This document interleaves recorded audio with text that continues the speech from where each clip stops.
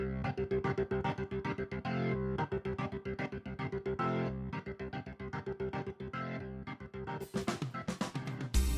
and welcome again to another episode of Battle Ready. And today we're going to talk about the Gloomspite Gitz of all the Gitz.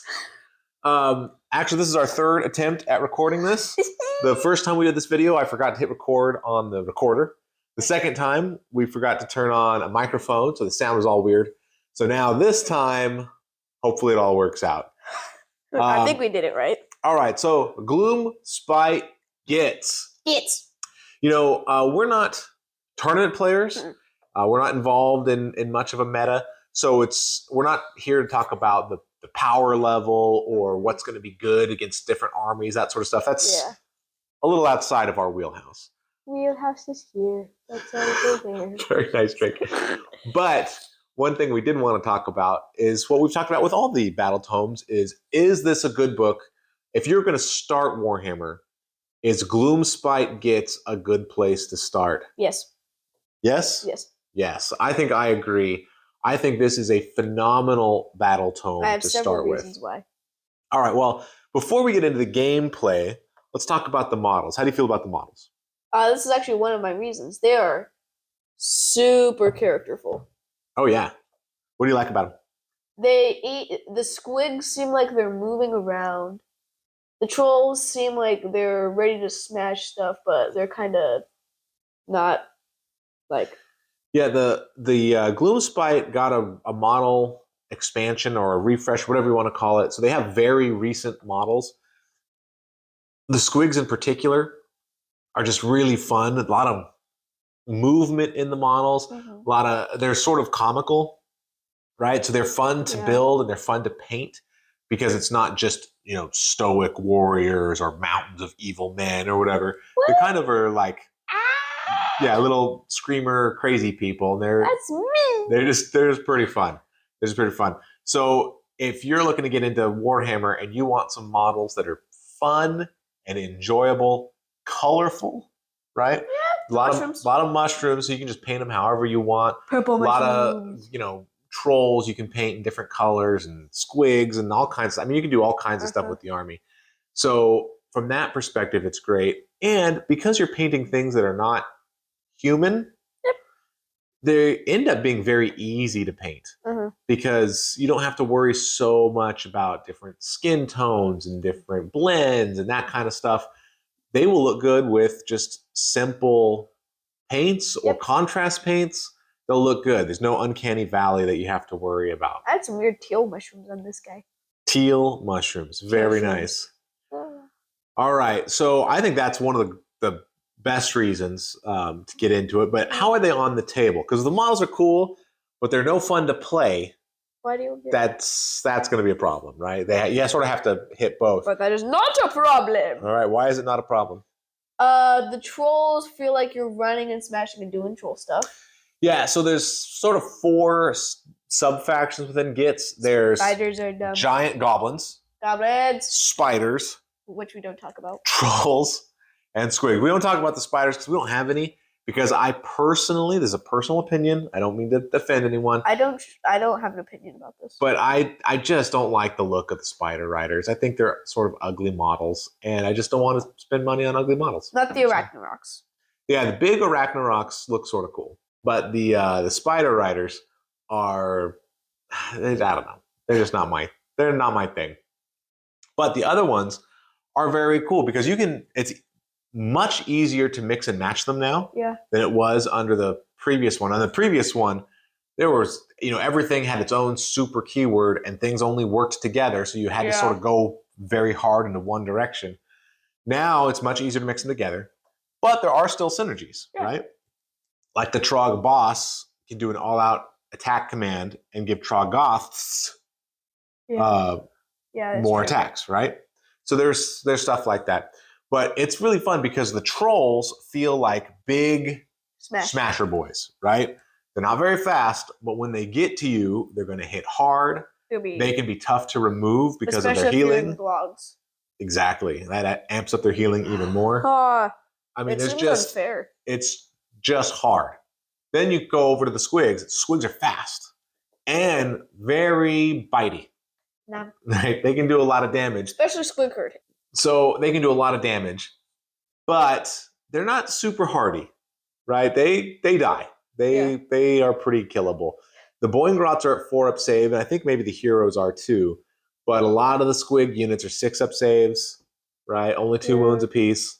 They're gonna die. Yeah, right? For that world. No. So they are gonna come in. You want a glass cannon that's gonna zoom in fast, hit hard, and then hopefully kill or cripple the unit so they don't take too much damage on the swing back, right? Yeah. And then when you have Gitz, the goblins, that's where you've got just masses, right? If you want an army, the goblins can be an army, right? Yeah. You can have 60-man units of shooters or stabbers. You can have Loon Smasher fanatics, Spore Splatter. You can have Gobapaloozas. You can have all kinds of crazy nonsense going on the board. So it really opens itself up to various play styles, depending on, if there's a way that you like to play the game. Gloomspite's got a pretty fair shot of hitting it. Yeah. Of playing the way that you like to play. And just what I think is that the spiders are like the ignore the save army. Because they have the mortal power. So they do mortal wounds. So we don't have any experience playing them. That's why I don't feel super comfortable talking about them. But the rules are, they do 6. They do mortals on 6s. Yeah. So they're a good way to get past high or low save armies like Stormcast or Caradron or anything like that. Yeah. All right. So we'll talk a little bit about the changes. Why don't we do the changes first? Changes from the 2.0 book. There's a couple of minor ones and then one major one. The major one is the randomness factor. Yes. So in the 2.0 book, randomness was everywhere. Mm-hmm. And I mean wide variances. And I think the thought process at the time was, woo, rolling dice is fun. Randomness is fun. Woo. Mm-hmm. And in practice, though, it wasn't always that fun. It seemed like things were really overly random. Mm-hmm. So almost all the battle traits are tied to the bad moon, which didn't even show up on the board the first round. Yeah. So the first round you didn't get it. And then after that, it was all a die roll to see whether it would come on at all or whether it would zip across the board super fast where you didn't get to use it. Mm. It was really bad. And the same thing with squig movement, right? Squig movement would be 2d6 or in some cases 3d6. So sometimes you would need to do a big move and you'd end up rolling like 4. And then sometimes when you didn't need a big move, that's when you roll the 16 or the 12 or whatever, and it felt sort of like a waste. So it was just a lot of times when it was randomness that didn't feel very good. Mm-hmm. Now, a lot of that has been addressed. The bad moon starts on the board.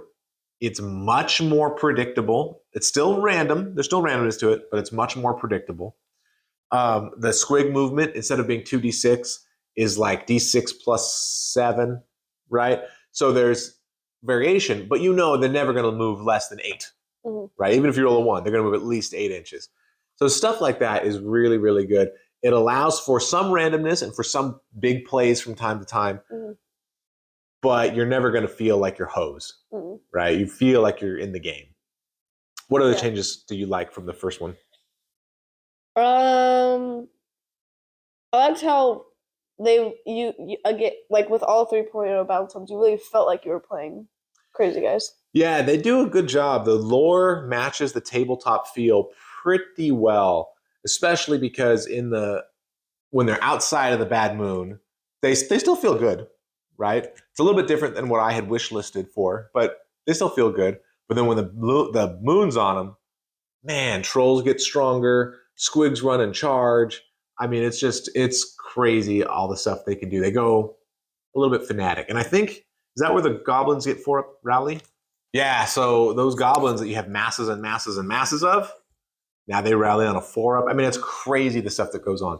So it does feel very powerful. And the randomness is reduced, but it's still there. But it feels evened out with the power that it provides, especially for trolls and goblins, I feel like. Mm-hmm. I feel like, especially for them, it feels a little bit more balanced out. I feel like and now, when we say that this is good for a new player, I think what we mean is fun characters, easy to build, accessible on the tabletop, but I don't think we would say that it's a simple army or it's only for beginners or if you start here, you'll eventually graduate to a real army. No, that's all nonsense. This is a real army. This will win on the tabletop against anything else. I think that they've got lots of good tricks, and some of their units are crazy powerful. The Fellwaters. Fellwaters in particular have this ability where if they hit you with their vomit, not only do you get a debuff to save, but none of your other pluses count. So not only do you go from a 4 up to a 5 up, but if you've got Mystic Shield, that's basically canceled. If you have a thing on your War Scroll that says +1 to save because you have a shield, that's canceled. I mean, they wreck face. And then between them or the Rock Guts or the other trolls that all have good rend, you can take some guys that have, normally native 3-up saves, and you can put them at a 5-up, 6-up. It's pretty brutal. If you get some scary rend on them, even maybe a no save. Yeah, it's pretty brutal. It's a really fun, really cool mechanic, and it's all about how you use those and when to use those in your shooting phase versus being quite clever and trying to use it in the opponent's charge phase so that they can get hit with an Unleash Hell. Which I did. Yeah, which Drake did. And then you were sad. Very fun. I think that anybody who plays this game is going to have a good time with it. I think that there's a lot to recommend it. Now, if you have been playing Gitz, I think there's a lot to recommend this book. I think if you've been playing Warhammer for a while and you're looking at you want a fun army, this is going to be great. But the question we usually answer is, your friend comes to you and says, hey, I want him to start playing Warhammer. I'm thinking about picking up Gitz for my first army. Would you say good job? Good job. Good job. Yes, I think this is a great battle tome for a new player. Yeah. Of the 3.0 battle tomes we have, perhaps the best. I think the best. Yeah. All the 3.0 battle tomes, except for Daughters, have been pretty good for new players. I mean, any new player can pick it up and I feel like do real well. But Gitz in particular, I feel like is very strong. The thematic elements and mechanical elements unite very, very well. And even though most of your stuff happens in the light of the bad moon, and that is random, there's other stuff you can do to mitigate that, right? You'll always have bad moon around your Loon Shrine. So you can do stuff there. Scragrot has a little circle of bad moon around him. And he can, once per game, decide where the moon goes. And exactly. So he is a little, I think at the moment he's only pointed at like 160 points. And he's somebody that can minimize a lot of that randomness if you don't like that part. Yeah. So overall, I think that this is a fantastic book. Definitely. Really, really fun. Really, really interesting. It's got stuff for new players. Yeah, it's got stuff for experienced players. And yeah, I can't say enough good things about this book. A lot of the 3.0 books have been really good. This one definitely is in that mold. It is a solid at least top 3. At least. Oh, I don't know how I would rank it exactly, but it's up there. And like I said, if not the best, it's certainly one of the best for a new player. I think it's the best. All right, any final thoughts? I think we covered everything. All right, cool. Well, hopefully this has been helpful for you. If you have any thoughts about the Gloomspite Gitz book, we'd love to read them and comment back in the comments. And otherwise, this has been another episode of Battle Ready. Thanks so much for watching.